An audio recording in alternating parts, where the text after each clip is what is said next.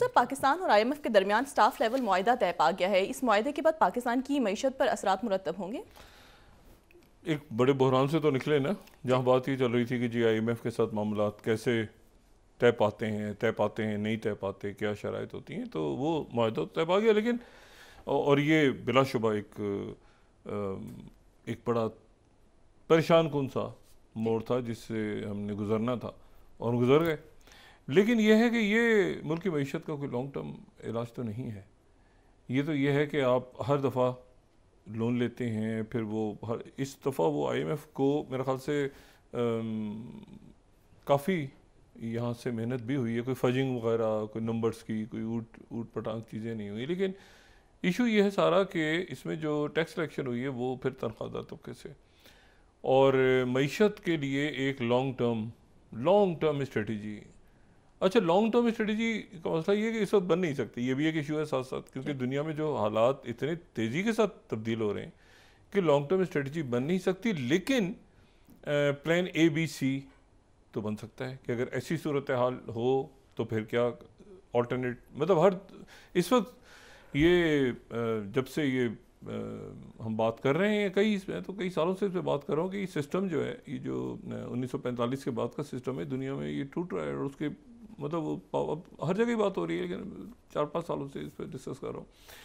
तो उस वक्त ये है कि उसमें ये है कि आपको ऑल्टरनेट फिर रास्ते रखने हैं अपने सामने, कि एक तरफ से पाबंदियाँ लगें तो दूसरी तरफ कैसे जाएंगे, दूसरी तरफ से लगें तो तीसरी तरफ, मतलब आपके पास सारे ऑल्टरनेटिव होने चाहिए। और सबसे अच्छा तो ये है कि आप अपना खुद एक सिस्टम ऐसा डेवलप करें कि आप बहुत ज़्यादा मुल्कों पर डिपेंडेंट ना हो।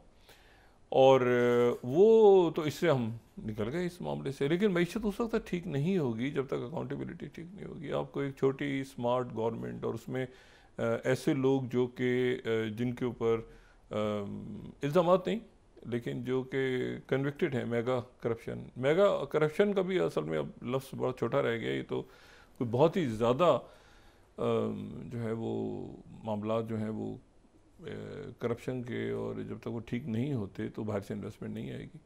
और एक बड़ा अच्छा प्रोसीजर बनना चाहिए।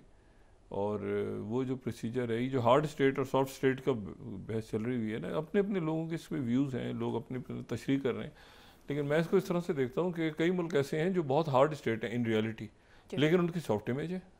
आप अमेरिका को देखें ना, अमेरिका में इस वक्त जो वो कर रहे हैं DOGE या वो मेक अमेरिका गिने, तो बड़े सख्त स्टेप्स ले रहे हैं, लेकिन एक सॉफ्ट स्टेट है। लोग जाना भी ज़्यादा इंप्रेशन चाहिए, अमेरिका बड़ा ज़बरदस्त है। इसी तरह गल्फ कंट्रीज़ के अंदर उनके रूल्स बड़े सख्त हैं, लेकिन ये है कि उनका सॉफ्ट इमेज है।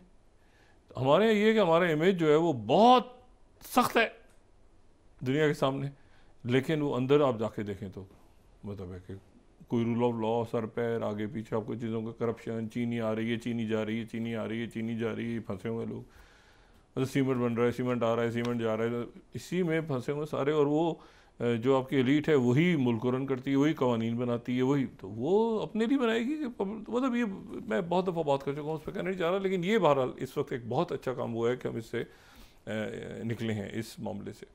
और आगे अब बलूचिस्तान के हवाले से पॉलिसीज़ कैसे बनानी है, KP के हवाले से, पूरे मुल्क के हवाले से, एक सूबे का इशू नहीं है, पूरे मुल्क के अंदर जो सोशल अनरेस्ट है, तो उसको बैठ के किस तरह से हमने बतौर कौम इन मराहिल से गुजरना है। एक मरहले से तो गुजरे, क्या IMF के साथ हो गया मामला, वो एक तलवार थी ना, तो अब बाकी अब उनकी कंडीशंस और वो सारे उसके ऊपर अकाउंटेबिलिटी के बगैर वो मामला आगे नहीं चलेगा। अच्छा, इसमें दूसरी जो बात है वो ये है कि एक ये जो कल भी हमने बात डिस्कस की थी, ये बात बहुत ज़्यादा बिगड़ गई है, ये बिगड़ती जा रही है। और उसके नतीजे में जो पूरी दुनिया में कुछ मामला चल रहे थे, वो कुछ अजब से अंदाज में, बहुत ही अजीब अंदाज में वो जो हैं वो मामलात एक ख़राबी की तरफ जाते नज़र आ रहे हैं। ये अभी चले गए हैं इसी वक्त फौरी तौर पे। और वो है वो जो सिग्नल एप्लीकेशन की जो चैट है जो लीक हुई थी, और जेफरी गोल्डबर्ग ने उस सिग्नल ग्रुप के अंदर वो मौजूद थे। अच्छा, अब ये जिस दिन से शुरू हुआ, जिस दिन से वो शामिल हुए इसमें 14 मार्च से लेके, और यानी ये जब स्टोरी उन्होंने आई तो इस दौरान जो है वो तो बहुत कुछ हुआ पूरी दुनिया में। अब इशू ये है कि इसमें जो शामिल शख्सियात थीं वो शख्सियात एक जगह पे मौजूद नहीं थी, बल्कि वो सफ़र कर रही थी। मिसाल के तौर पे जो स्टीव विटकॉफ, जिनका बड़ा एक इम्पॉर्टेंट रोल है जी। तो वो जब इस ग्रुप में शामिल हो रहे हैं और जवाब दे रहे हैं और सारा कर रहे हैं, तो वो उस वक्त मॉस्को में हैं, प्रेसिडेंट पुतिन के मॉस्को में वो मौजूद हैं। और वो उन्होंने आज इसकी इल्ज़ाम की तरदीद की है, लेकिन ये है कि वो बहरहाल उस ग्रुप में मौजूद हैं और वो हिस्सा भी ले रहे हैं और वो मॉस्को से कर रहे हैं। अब आप साइबर सिक्योरिटी और ये जो एप्लीकेशंस हैं और मॉस्को में जी। जो लोग रशिया के सिस्टम्स को ज़रा समझते हैं, वो रशिया के अपने सिस्टम्स इतने स्ट्रॉन्ग हैं कि आपको किसी सूरत आपके सामने कोई रशिया लीक नहीं होगा, रशिया लीक्स नहीं आएंगी कि जी रशिया की में जो है किसी ने ये खबर बाहर जाके दे दी कि ऐसा हुआ और ऐसा हुआ और पुतिन ये कह रहे थे। उनका जो इंटरनल सेटअप है वो इतना स्ट्रॉन्ग है। इसी तरह से आप असेसमेंट करते रहें बैठ के कि प्रेसिडेंट पुतिन ये कर रहे होंगे, उनके साथ ये आदमी होगा, ऐसे होगा, पूरी जो हालात पिछले चंद सालों से जारी हैं, लेकिन अंदर उनकी सिक्योरिटी इतनी जो है वो उनका पूरा सिस्टम इतना ज़बरदस्त है कि कोई ख़बर भाई। इसी तरह से चाइना को आप देखें कि चाइना में आप गेस करते रहें कि उनकी इकॉनमी ऐसे है, शी जिनपिंग ये सोच रहे होंगे कम्युनिस्ट पार्टी में ऐसे हो रहा हो, बाहर आप करते रहें, लेकिन उनका जो सिस्टम है अपने आप को फुल प्रूफ रखने का वो इतना ज़बरदस्त है कि इस वक्त ना सिर्फ ये दो मुल्क बल्कि सारी दुनिया के जो लोग यूरोप में भी बहुत जहाँ पे का वो इसको एक मजाक बन गया कि ये कैसे हुआ कि सिग्नल पे एक एप्लीकेशन पे ये सारी शख्सियत बात कर रही थी। स्टीव विटकॉफ जो हैं इसी दौरान वो सफ़र कर रहे थे मॉस्को का, फिर उसके बाद मशरिक़ वस्ता के मुख्तलिफ ममालिक का, फिर कभी तल अवीव आगे कतर दाएँ बाएँ, और वो इस ग्रुप में चैट कर रहे थे। उन्होंने तरदीद की है इस बात की, उन्होंने कहा मुझे तरदीद की है, लेकिन वो बात जो है वो ज़रा आगे बढ़ गई है। दूसरा ये है कि जो डायरेक्टर नेशनल इंटेलिजेंस हैं तुलसी गैबर्ट, उनका ओहदा तो बहुत ही बड़ा है और वो बार बार जो है उनकी आज अच्छा अभी थोड़ी देर पहले भी उनकी हियरिंग अभी चल रही है, शायद आज हाउस इंटेलिजेंस कमेटी के सामने उनकी हियरिंग हो रही थी। वो भी थे वो थी कैश पटेल और सीआईए जो डायरेक्टर हैं वो थे। तो अब उसमें बात सारी ये है कि ये जो लोग मौजूद हैं ना, यानी पेटे हेग्सेथ जो हैं या सेक्रेटरी डिफेंस या जॉन सीआईए डायरेक्टर या माइकल वॉल्च ने तो खैर अपने ऊपर जिम्मेदारी ले ली सारी, एनएसए ने अपनी जिम्मेदारी अपने ऊपर ले ली। ये उन्होंने कहा टीम का कोई मेंबर जिम्मेदार नहीं है, मैं जिम्मेदार हूँ, मैं जिम्मेदारी लेता हूँ, क्योंकि इनके बारे में बात हुई थी कि शायद इन्होंने ऐड किया है वो जो मतलब होता है ग्रुप में ऐड इन्होंने किया है जेफरी गोल्डबर्ग को, तो इन्होंने अपने ऊपर जिम्मेदारी ली कि आई एम रिस्पॉन्सिबल। तो इन्होंने एक बड़े दिल का मुजाहरा किया। लेकिन बाकी जो लोग हैं ना, तुलसी गैबर्ट जो हैं जो डायरेक्टर नेशनल इंटेलिजेंस हैं, जो वो ये सारे सिग्नल पे काम लगी हुई सारी, तो इस दौरान वो इंडिया में है, इस दौरान थाईलैंड में है और इस दौरान वो जापान में है और वो वापस ट्रैवल कर रही हैं और वो रास्ते में वो आज जो हेयरिंग हो रही है उस हेयरिंग में ये सवाल भी हुआ है कि क्या आप ये इमोजीज भी करती हैं साथ साथ, आप लोग इस तरह बात करते हैं आपस में इमोजीज और ये और वो। अच्छा, अब इसमें ये हुआ है कि जो इस पूरे गुफप में जब ये सारा वहाँ से हुआ तो ये यहाँ पे रियाद में इजलास हो रहे थे, यानी दो टीम्स, दो मुतबादिल, अमेरिका यूक्रेन, अमेरिका रशिया, ऐसे ही है, अमेरिका रशिया की टेक्निकल टीम्स और यूक्रेन के जो डिफेंस मिनिस्टर थे और बाकी उनके जो उनकी अमेरिका की टेक्निकल टीम्स के साथ बात हो रही। रशिया और अमेरिका 12.5 घंटे मुज़ाकरात चले हैं, 12.5 घंटे। और अमेरिका और यूक्रेन के जो मुज़ाकरात चले हैं दो किस्तों में, एक तो पहले और एक बाद में, यानी अमेरिका और रशिया की मुलाकात से पहले अमेरिका और यूक्रेन की मुलाकात 30 मिनट, सही 30 मिनट, और इन 12.5 घंटों से पहले 30 मिनट और 12.5 घंटों के बाद अमेरिका और यूक्रेन की मुलाकात 40 मिनट। उसके बाद वापस जाएं यूक्रेन वाले घर। यानी ये 30 मिनट और 40 मिनट हैं, 2 मीटिंग्स, और एक मीटिंग जो अमेरिका और रशिया की हो रही है वो 12.5 घंटे की हो रही है। और इस दौरान ये खबरें आ रही हैं कि जी वहाँ पे सिग्नल आगे पीछे, पहले आया कि जी इसमें कोई इसके कोई एलामिये जारी होंगे, फिर मुश्तरका एलामिये रुक गए। अच्छा, फिर उसके बाद 2 वाइट हाउस ने एलामिया जारी कर दिए कि सीज़ फायर हो गया, मान गए सीज़ फायर तो तय हो गया। और मतलब यूक्रेन की तरफ से आया, अच्छा क्योंकि यूक्रेन से रशिया ने तो बात नहीं की ना, यूक्रेन से अमेरिका ने बात, यूक्रेन ने भी कह दिया अच्छा जी हमें जो है ये ठीक है, मंजूर है मंजूर है मंजूर है। उधर से आ गया कि जी आप हमारी बातचीत हो गई, ये 2 उनकी तरफ से बातें आ गई। उसके बाद जनाब आया रशिया का एलामिया। तो वाइट हाउस का एलामिया आप देखें, अगर हम दिखा सकें, या मैं उसको बता देता हूँ, अगर स्लाइड्स हम दिखा दें तो बहुत अच्छा है उस पर स्पेसिफिकली।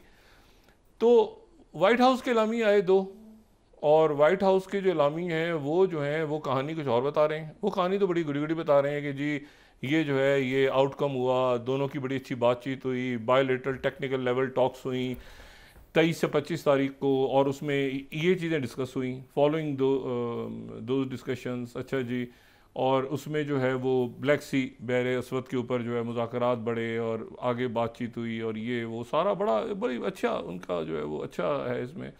और ये दोनों एग्री कर गए हैं सेफ नेविगेशन के ऊपर।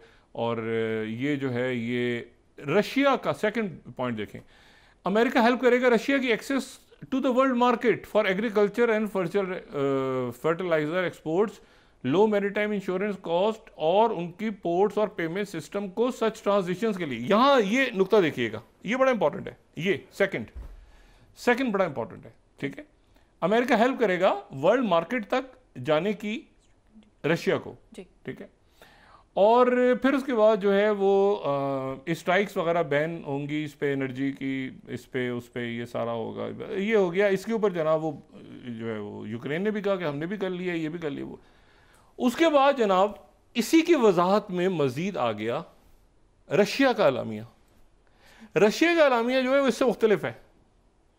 एक तो उनके चैनल 1 को इंटरव्यू दिया है, वो मैं भी उस पर बात करता हूँ, लेकिन जो रशिया का एलामिया है वो तो बिल्कुल मुख्तलिफ है यही, लेकिन उसमें वजाहत है कुछ चीज़ों की।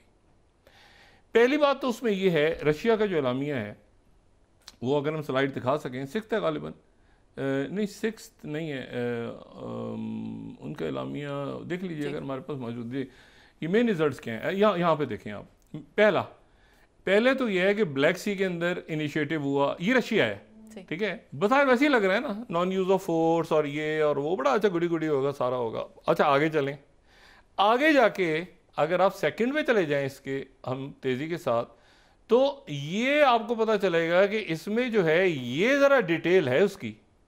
United States will help restore access for Russian agriculture and fertilizer exports to the world market, ये वही बात हो गई, ठीक है। और रिड्यूस होगी मैरिटाइम इंश्योरेंस, ये सारा हो गया। पेमेंट सिस्टम ये भी सारा हो गया, कंडक्ट ट्रांजेक्शंस।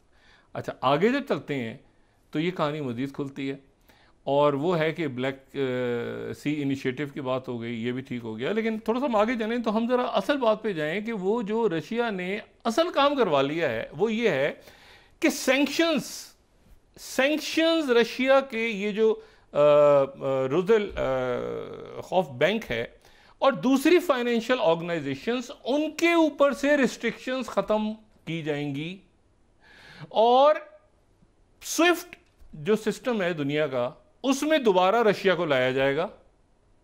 ये स्विफ्ट सिस्टम को बहुत डिटेल में हम आज से 2 साल 3 साल पहले डिस्कस कर चुके हैं, लेकिन ये यानी जो ट्रांजैक्शंस है ना दुनिया भर में, जो ट्रांजैक्शंस हो रही हैं वो 11,000 बैंक आपस में इंटरकनेक्टेड हैं, वो स्विफ्ट के थ्रू हैं। स्विफ्ट जो है वो उसके थ्रू वो कनेक्टेड हैं, और स्विफ्ट पे बड़ी डिटेल में बात भी हो चुकी है और इसको डिस्कस भी हम कर चुके हैं सारे। अच्छा बाकी चीज़ें जो हैं ये सारी इंटरेस्टिंग, ये वही हैं कि शिपिंग हो जाएगा सारा मामला, ये वो एग्रीकल्चर जाएगा, लेकिन असल बात ये है कि स्विफ्ट के अंदर दोबारा उनको लाया जाएगा। और तीसरी सबसे बड़ी इंपॉर्टेंट बात जो बाद में एक इंटरव्यू आया, जो इंटरव्यू चैनल 1 को दिया, अगर हम 6 स्लाइड दिखा सकें और इसका पूरा हम पढ़ें इसको, तो जो उनके फॉरेन मिनिस्टर हैं सर्जेई लेवरोव, उन्होंने चैनल 1 को इंटरव्यू दिया, और उस इंटरव्यू में उन्होंने वही बातें की कि बहुत कुछ अच्छा हुआ है, बहुत हमें ज़बरदस्त है, ये सारी बातचीत वगैरह हुई है,